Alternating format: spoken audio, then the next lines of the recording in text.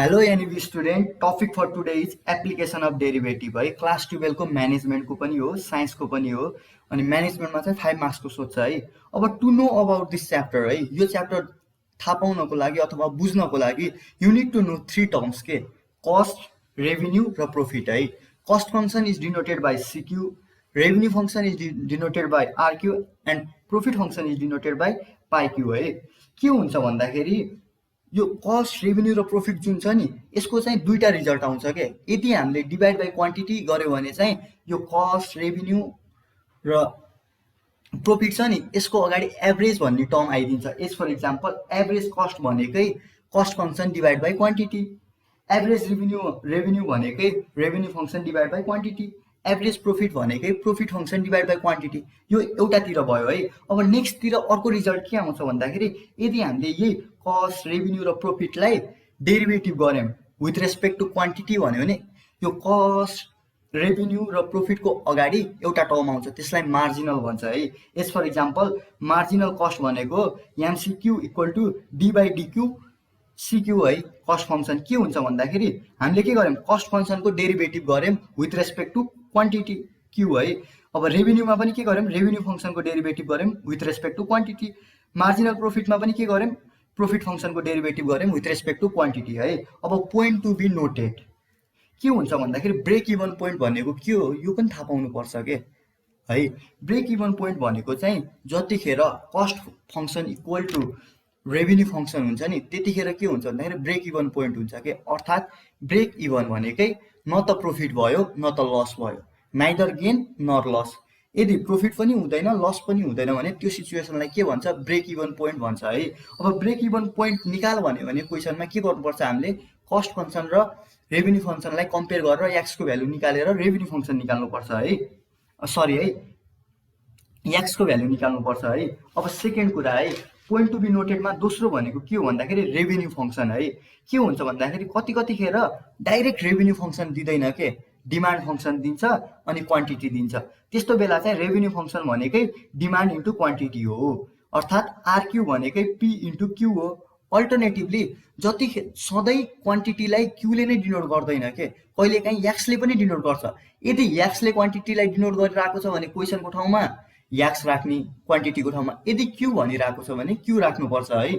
अब तेस्रो कुरा है, थर्ड, प्रॉफिट फंक्शन भनेको के हो त नि, टोटल रेभिन्यू र टोटल कस्टको डिफरेन्स भनेकै के हो, प्रॉफिट फंक्शन हो है। अब now let's go to the example है। इक्जाम्पलमा जाम, यो मोडल 1 को इक्जाम्पल हो। के भनेको छ भन्दाखेरि the revenue function is given by R equal to 14x minus X square and the cost function is given by C equal to X cube minus 2x 8x equal to 5।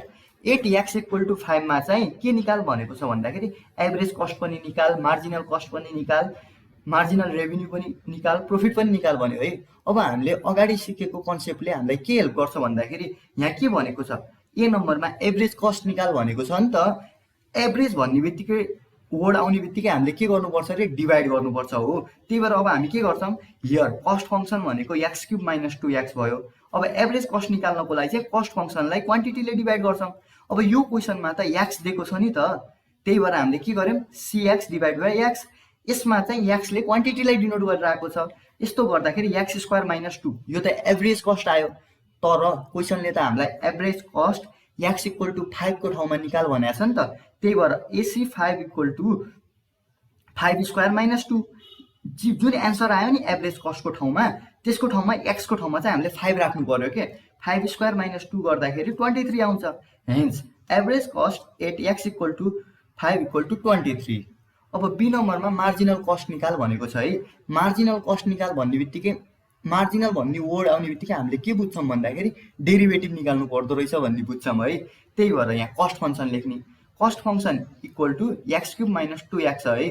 अब cost फंक्शनलाई marginal cost निकाल्नु छ भने हामीले derivative गर्छौँ with respect to के, quantity. अब cost फंक्शनलाई हामीले के गर्यौँ, डी बाई डिएक्स cx भयो है। कस्ट फंक्शनलाई चाहिँ हामीले क्वान्टिटीको रेस्पेक्टमा के गर्यौँ, डेरिभेटिभ गर्यौँ है। त्यो गर्दाखेरि के हुन्छ, D by dx x cube minus 2x हुन्छ है। अब डेरिभेटिभ गर्दाखेरि के हुन्छ भन्दाखेरि जुन यो पावरमा छ नि 3, यो पावरमा तल आउँछ है, 3 आयो तल है, त्यही भएर 3 भयो। त्यसपछि यो जुन एक्स छ नि एक्सको पावर छ नि त्यसमा चाहिँ -1 गर्नुपर्छ के। त्यही भएर पावर माथि आयो 3 अनि एक्स जस्ताको जस्तै 3 पावर कति थियो 3 -1 गर्यौँ 2 भयो है। त्यही भएर 3x² भयो। अनि -2x को ठाउँमा चाहिँ 2 जस्ताको त्यस्तै एक्सको पावर केही पनि छैन भन्नु भनेको एक्सको पावर 1 आयो 1 हो। त्यही भएर 1 तल आयो अनि एक्स जस्ताको त्यस्तै अनि 1 - 1 गर्दाखेरि 0 हुन्छ। एक्सको पावर 0 भनेको 1 हो। त्यही भएर 2 × 1 × 1 भनेको 2 हुन्छ। त्यही भएर 3x² - 2 भयो है। अब के भनेको छ हामीलाई 8x = 5 निकाल भनेको छ नि त। त्यही भएर MC 5 = जे एन्सर आएको छ नि त्यसको एक्सको ठाउँमा चाहिँ 5 राख्नु पर्यो। 3 × 5² - 2 गर्दाखेरि 73 आउँछ है। अब हामीलाई सीमा चाहिँ मार्जिनल रेभिन्यू निकाल भनेर सोधेको छ है। अब मार्जिनल रेभिन्यू निकाल्दाखेरि सेम हो प्रोसेस। कस्ट फङ्सनको ठाउँमा रेभिन्यू फङ्सन राखेर हजुरहरू गर्नुहोस् है। यहाँ एन्सर चाहिँ 4 आउँछ, मैले गरेको छैन, यो गरेर चाहिँ प्लिज चेक गर्नुहोस् है। अब डी नम्बरमा हामीलाई प्रोफिट फङ्सन सोधेको छ।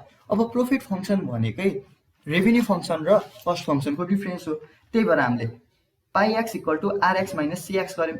रेभिन्यू फङ्सन 14x - x² अनि कस्ट फङ्सन भनेको चाहिँ x³ - 2x। अब यो माइनस गर्दाखेरि 14x - x² - x³ यो माइनस छ नि जुन यो माथिको त्यसले चाहिँ ब्राकेटको माइनसलाई पोजिटिभ बनाएर 2x बनाउँछ। त्यही भएर -x³ - x² + 16x हुन्छ है। अब क्वेसनले त 8x = 5 भनेको छ। त्यही भएर प्रोफिट फङ्सन 5 हुँदाखेरि के हुन्छ भन्दाखेरि -x³ भन्दाखेरि -5³ भनेको -125 हो है। अनि -x² भनेको -25 हो है। प्लस 16x 16 × 5 भनेको त 80 हो नि त। त्यही भएर -125 - 25 + 80 गर्दाखेरि -70 हुन्छ है। त्यही भएर प्रोफिट त माइनसमा आउनु भनेको के भयो लस भएको रहेछ भन्ने बुझ्यौँ नि त। त्यही भएर यदि त्यो कुरा यदि x = 5 मा त्यसले सामान बेच्यो भने के हुन्छ त्यसलाई प्रोफिट हुँदैन रहेछ, त्यसलाई के हुँदो रहेछ लस हुँदो रहेछ। कतिको लस हुँदो रहेछ 70 रुपिसको लस हुँदो रहेछ है। यो चाहिँ हाम्रो मोडल 1 भयो एप्लिकेसन अफ डेरिभेटिभको। If you find our video beneficial please share with your friends है।